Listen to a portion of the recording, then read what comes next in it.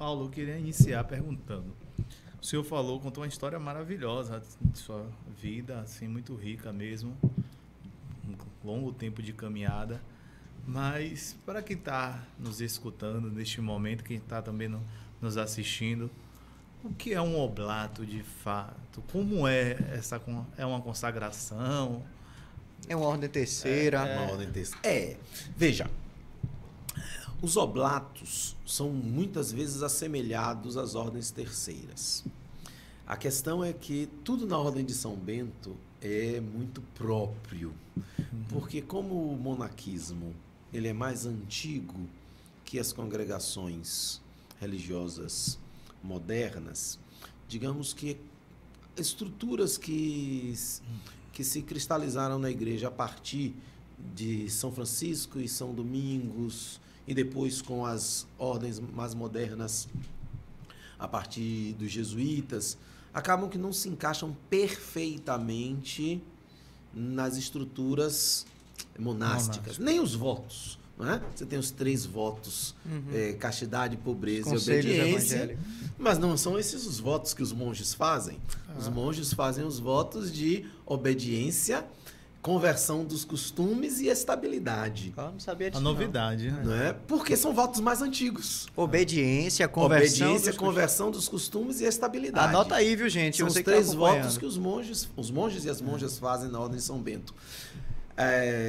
Mas é claro que os monges prometem castidade e vivem em castidade. Mas isso está contido no voto de conversão dos costumes. Sim. Pobreza também, né? Pobreza está contido no voto de conversão dos costumes. E o voto de estabilidade, que é um voto propriamente monástico, que é a ideia de que você faz a sua profissão para uma comunidade específica na qual você é estável. Então, um monge, quando a gente diz assim, o monge da Ordem de São Bento, é verdade, mas isso... É uma redundância. Isso é meio... É um pouco impreciso, porque, na verdade, ele é monge daquele mosteiro. Então, quando o monge faz profissão, ele faz profissão para aquele mosteiro. Tanto que se ele for morar em outra casa, por alguma... Não é o normal. Uma transferência. Mas uma transferência que é uma coisa excepcional na vida monástica, diferente das outras congregações, que você passa 3 anos aqui e muda. 2 anos ali. Não, um monge, ele vai ser monge naquele mosteiro para sempre. Se ele precisar mudar de casa por alguma circunstância, ele precisa fazer nova profissão. Ele professa novamente, mas apenas o voto de estabilidade. Quer dizer, vamos imaginar um monge que é monge aqui do Mosteiro da Bahia e por alguma circunstância precisa ir para o Mosteiro de São Paulo, ou por desejo dele ou por necessidade da comunidade. Ele vai e continua monge daqui, vinculado juridicamente à Bahia. Se depois de um determinado tempo ele decide ficar lá estavelmente e a comunidade de lá aprova que ele se torne monge estável daquela comunidade, ele tem que fazer nova profissão, mas apenas do voto de estabilidade. Sim. Não é? Porque você promete estabilidade naquele mosteiro, sim, naquela comunidade. A gente brinca dizendo que monge, quando morre, só muda de andar. Né? Porque é até sepultado dentro do próprio mosteiro. Lá mesmo é sepultado. Não é? Ele só muda de andar. Mora em cima, vai morar embaixo. Não é? Então, sim.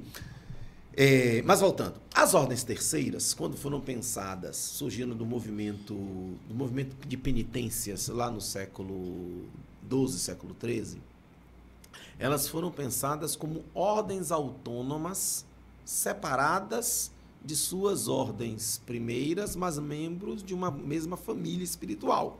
Então, São Francisco funda lá a ordem primeira, depois, para Santa Clara, ele constitui a segunda ordem, depois, para alguns jovens que o procuram, mas que não iam se integrar ao grupo de frades, ele funda a ordem terceira da penitência, ou, segundo alguns historiadores, ressignifica um movimento de penitentes que já se estruturava na Itália naquele momento. Mas se constituem 3 ordens autônomas, primeira, segunda e terceira ordem, com regras autônomas, com governo autônomo. Então, a ordem terceira tem um ministro próprio. Superior. Um superior próprio. O frade franciscano, ele é assistente espiritual dos terceiros, mas não é superior dos terceiros. Os terceiros têm seu próprio superior, têm sua própria regra. Entre os beneditinos não é assim.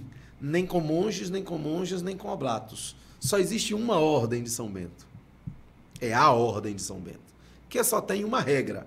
A regra de São Bento. A qual pertencem todos os monges, monjas, E oblatos e oblatas. Então, eu sou oblato do Mosteiro de São Bento da Bahia. A gente diz oblato de São Bento.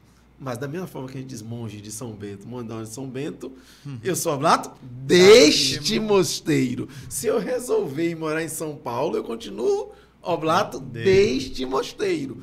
Posso frequentar lá São Bento em São Paulo, me engajar na comunidade, mas a minha obediência se deve aqui. Se eu resolver mudar a minha oblação para São Paulo, eu preciso que o abade de lá permita, que o abade de cá permita, e eu então me vincule ao mosteiro de São Paulo. Então, os oblatos, eles pertencem à ordem de São Bento, a única ordem, não são terceiros, portanto, e são leigos, não é bem a palavra, são seculares, porque padres também podem ser oblatos, né? São seculares, homens e mulheres que vivem no mundo, vivem no século, que buscam viver no mundo à luz da regra de São Bento.